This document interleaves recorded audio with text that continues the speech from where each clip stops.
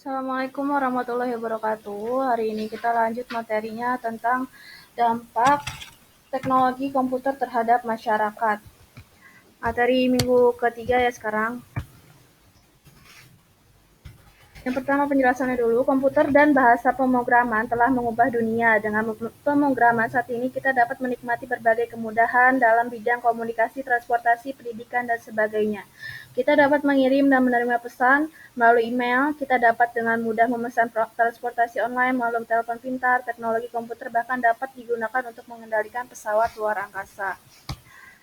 Terus, teknologi adalah penggunaan ilmu pengetahuan. Teknologi terus berkembang dengan memudahkan hidup manusia. Apa saja dampak teknologi komputer terhadap masyarakat? Berikut contoh teknologi komputer yang banyak kita temukan dalam kehidupan sehari-hari beserta dampaknya bagi masyarakat. Yang pertama ada belanja daring atau online shopping. Belanja daring atau dalam jaringan adalah kegiatan jual beli barang atau jasa yang dilakukan secara online atau daring di internet. Jadi, daring itu singkatan dari dalam jaringan ya. Belanja daring memungkinkan pembeli untuk berbelanja di mana saja tanpa harus ke supermarket dan toko. Pembeli juga dapat membandingkan harga barang sehingga dapat memilih harga yang paling murah. Belanja daring dapat dilakukan dari berbagai situs, misalnya media sosial, blog, situs perdagangan elektronik atau e-commerce. Contoh situs perdagangan elektronik Indonesia adalah Tokopedia, Bukalapak, Blibli, dan Shopee. Next, ada buku elektronik atau electronic book. Buku elektronik atau lebih dikenal dengan sebutan e-book merupakan buku atau produk penerbitan lainnya yang dikemas dalam bentuk digital. Buku elektronik dapat berisi tulisan dan gambar. Buku elektronik dapat dibaca menggunakan peralatan elektronik, misalnya komputer meja, laptop, dan telepon pintar. Dan alat pembaca khusus yang disebut e-book reader atau e-reader. Salah satu manfaat buku elektronik adalah berkurangnya penebangan pohon untuk kebutuhan pembuatan kertas. Selain itu, harga buku elektronik jauh lebih murah daripada buku yang sama dalam bentuk cetak. Buku elektronik juga dapat dibaca di mana saja. Next, ada robot. Robot merupakan mesin yang dirancang untuk melakukan tugas tertentu. Robot biasanya diprogram dengan komputer. Robot dibuat untuk membantu tugas dan mempermudah kehidupan manusia. Hal itu dikarenakan robot dapat melakukan tugas dengan cepat dan tepat tanpa merasa lelah dan bosan seperti manusia. Robot banyak dimanfaatkan dalam berbagai bidang. Berikut beberapa contoh penggunaan robot dalam kehidupan sehari-hari.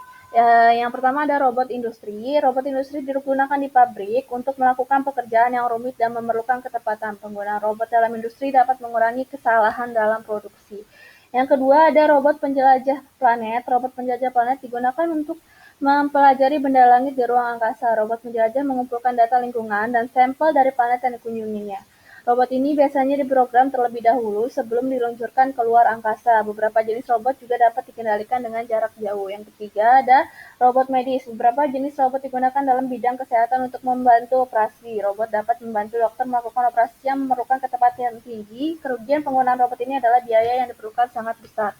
Next ada pembelajaran elektronik atau yang sering kita lakukan sekarang ini ya. Pembelajaran elektronik atau electronic learning atau e-learning merupakan proses untuk mendapatkan pengetahuan dengan bantuan komputer. Pembelajaran elektronik dapat dilakukan secara online dengan bantuan multimedia seperti video, audio, dan kamera web. Next ada komputasi awan.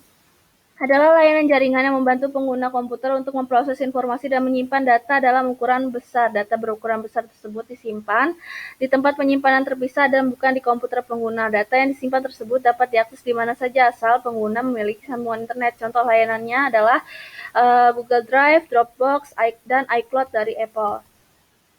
Yang keenam, ada sistem pemosisi global atau Global Positioning System, biasa disebut GPS, adalah sebuah sistem yang berfungsi untuk mencari suatu lokasi tertentu di bumi dengan bantuan satelit. GPS dapat membantu pengguna mencari jalan pintas ke lokasi suatu tempat dengan cepat. GPS dapat diakses melalui berbagai perangkat seperti telepon pintar, tablet, dan komputer meja. Yang terakhir ada konsol permainan atau video game konsol. Konsol permainan adalah alat elektronik yang dibuat untuk melakukan permainan video. Tampilan permainan dapat dimunculkan di layar komputer dan televisi. Beberapa konsol permainan berukuran kecil yang praktis untuk dibawa kemana-mana. Konsol seperti itu disebut konsol portable. Contoh konsol permainan adalah Nintendo Switch, PlayStation, dan Xbox. Sekian materi hari ini, kurang lebihnya mohon maaf. Wassalamualaikum warahmatullahi wabarakatuh.